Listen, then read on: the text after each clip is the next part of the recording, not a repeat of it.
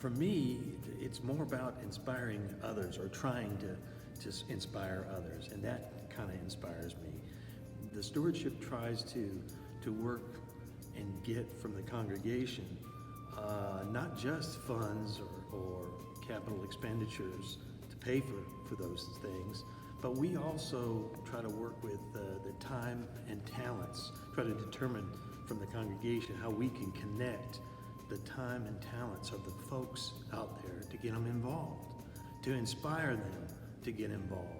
You know, the stewardship committee, like all committees and ministries, is a team effort. We all work together to try to meet the goals within each committee. And within the stewardship, we work with all the different committees to really kind of open up people to people's minds to see what possibilities they can do to participate within the ministries of the church.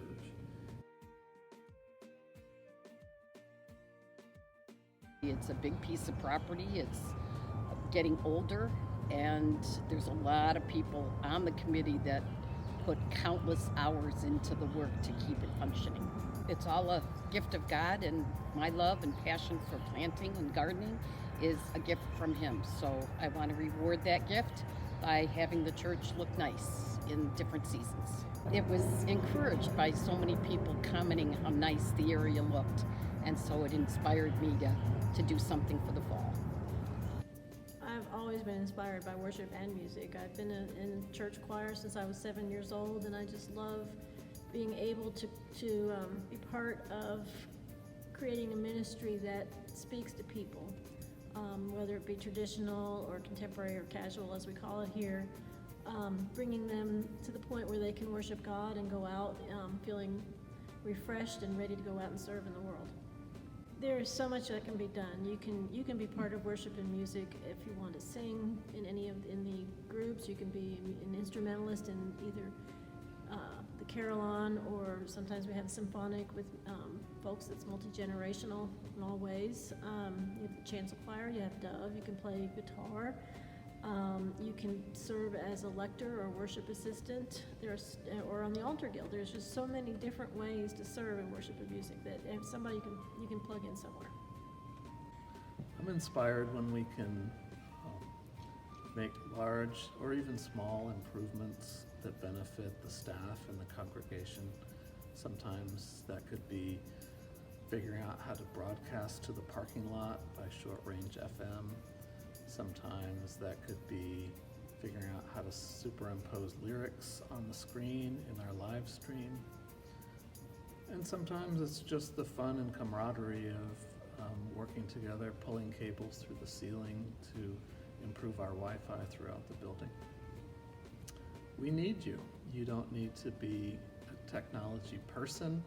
You don't need to work in a tech-rich industry.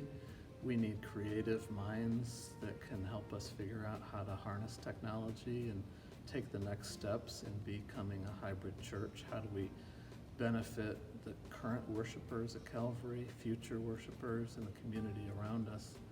So we also have immediate needs for people who can run a camera or run the sound system, and we can train you for that. You don't really need any background.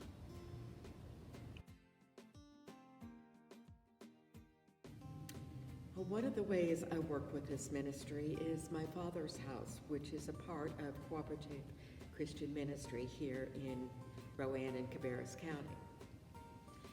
And that particular outreach helps homeless families.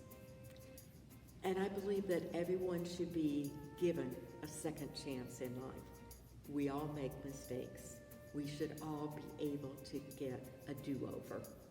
Jesus came to save and to serve others, and I believe that's the example He set for us, to do unto others in whatever way we can.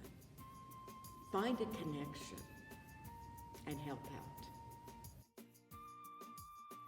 I played music when I was in high school. I played trombone, and I did play handbells when I was a youth in my church growing up.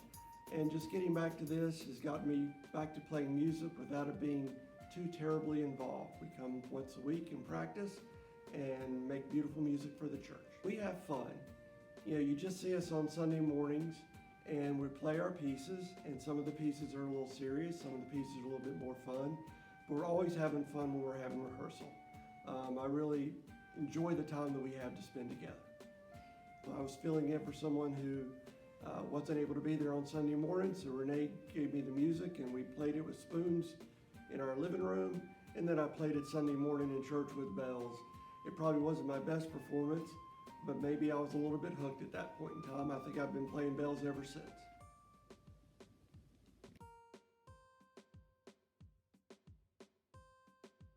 My work with this particular group has been such a blessing because of all the participants who took part in the making of the Centennial Quilt. Anyone who would like to learn how to quilt, or anyone who is an experienced quilter, is welcome to join our group.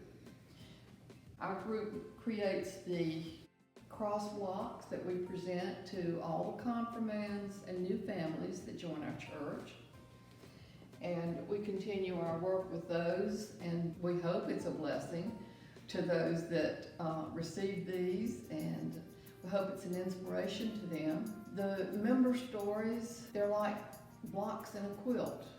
We're all part of a congregation.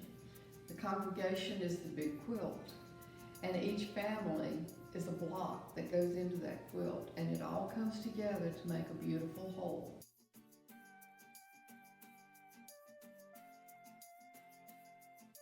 You are the light of the world. You are sitting on the hill. Make your light shine so the others can see the good you do. And we praise your Father in heaven. You are the light of the world. You are. You are. Yes, you are.